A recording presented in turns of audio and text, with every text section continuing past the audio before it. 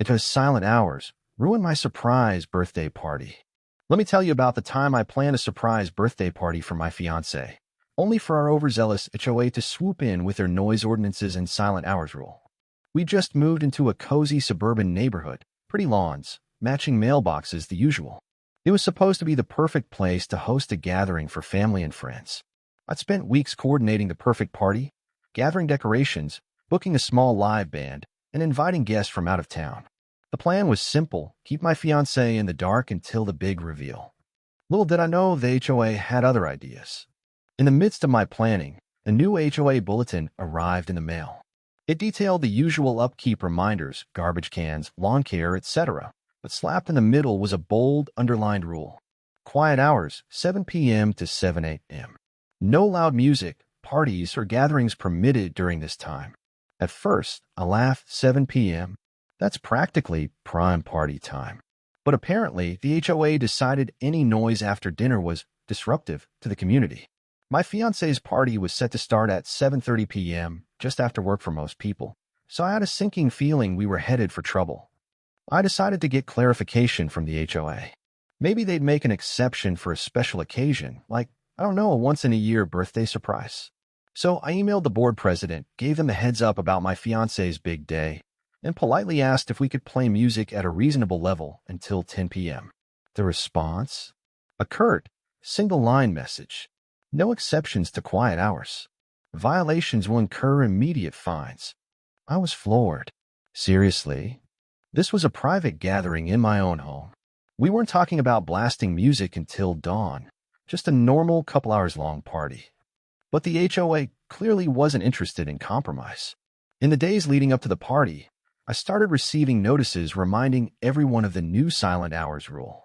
They showed up in mailboxes, on the community Facebook group, and even taped to some front doors. It felt like the HOA was really pushing this policy, especially once I'd asked for an exception. One of the letters stated, failure to comply may result in fines up to $250 per offense and possible further legal action. It sounded intimidating, but I'd read through our actual bylaws, and the fine schedule didn't mention anything about a $250 penalty specifically for noise after 7 p.m. The HOA was acting like they had sweeping authority. In reality, they were stretching the rules to keep the community silent. A few neighbors mentioned they'd seen HOA patrols strolling around at dusk, presumably checking for any illegal parties or people daring to watch TV with the windows open. Sarcasm, of course, but who knows? I got a knock on my door 2 nights before the party. A man with a clipboard introduced himself as an HOA compliance officer and asked if I planned to host a loud gathering. I tried to keep my cool. Me? It's a small get-together for a birthday, nothing crazy. Him? Well, just remember, quiet hours start at 7 p.m. sharp. He left a pamphlet in my hand, underlining the rule with a bright red marker, as if I couldn't read. It was like having the fun police living right next door. At this point, I was paranoid the HOA would ruin the surprise. I'd scheduled the band to arrive at 6:45 p.m. and start playing around 7:30. Neighbors were discreetly planning to come in from the back gate, so my fiancée wouldn't notice. But the day before the party, an anonymous complaint landed in my mailbox. We've heard rumors of a live band. If you break quiet hours, you can expect a swift penalty and possible shutdown. The nerve. Not only was someone complaining in advance of the party, which hadn't even started yet, but they were threatening to shut it down. I was livid and more determined than ever to pull this off. The night of the party arrived. My fiancée was out running errands as planned, and the guests had started to trickle in quietly around 6:30. The band set up in the back corner of the yard, promising to keep the volume reasonable. Right at 7:30, we all yelled surprise as my fiancée walked in. It was perfect. Balloons, confetti, the works. The band kicked off a soft acoustic set.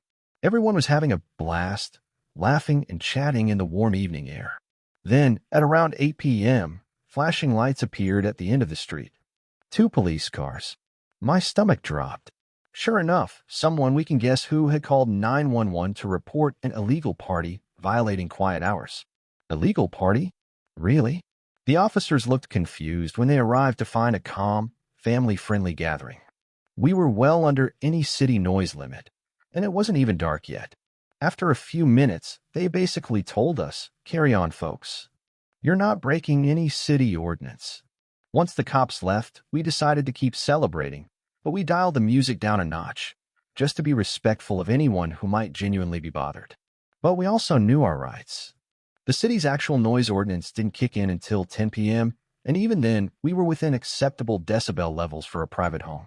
A neighbor who's a retired attorney told me point blank, the HOA can't override the city's noise regulations without explicit authority in the covenants. They can't fine you for a rule that isn't legally backed. That was all the reassurance I needed. We weren't doing anything illegal, and if the HOA wanted to keep calling the cops, they'd be wasting everyone's time and the police's. Once the police left and we realized we were in the clear, the mood shifted from tense to downright jubilant. The band kicked back into gear, guests returned to chatting and dancing, and the birthday cake, an over-the-top tower of frosting, was unveiled. Friends toasted my fiancé under twinkle lights in the backyard. We took 100 photos, sang along to a few nostalgic songs, and basically had the time of our lives. Every so often, someone would glance out front to see if Karen, our HOA president presumably, was lurking about, but no one came by to stop us again. Even the neighbors who weren't at the party seemed fine with it. Some folks waved from their windows or porches, enjoying the distant melodies. If the HOA's plan was to keep everyone quiet and isolated, well, it failed spectacularly. The day after the party, we braced for an onslaught of violation notices, maybe even a formal fine. But guess what? Nothing. Not a single piece of official paper. Word must have gotten out that the cops declined to shut us down, and that our attorney neighbor had made it clear the HOA's silent hours rule wasn't enforceable in a situation like this. A week later, the HOA board sent a generic email about respecting quiet hours and being considerate neighbors, without naming us specifically. But the sting was gone. Everyone knew about the birthday party fiasco and how the police had basically shrugged off the complaint. The real victory? We celebrated my fiancé's birthday in style, exactly as planned. We didn't let the HOA's overreach steal our joy. If anything, the drama brought our friends and neighbors closer. Months later, people still talk about how that night proved a silly rule can't stomp on real community spirit.